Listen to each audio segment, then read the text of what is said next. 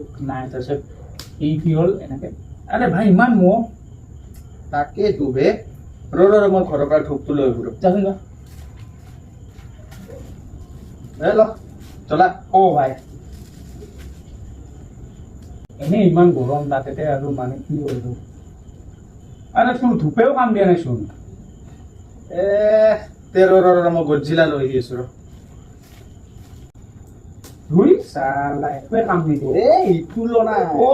ভাই থেংকছ বাবা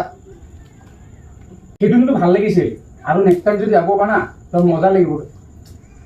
আৰে ভাই ফুল ধূপ কৰিছিলে একো কামেই দিয়া নাই চোন মই নোৱাৰো দে মই যাওঁ আবে ৰনা বে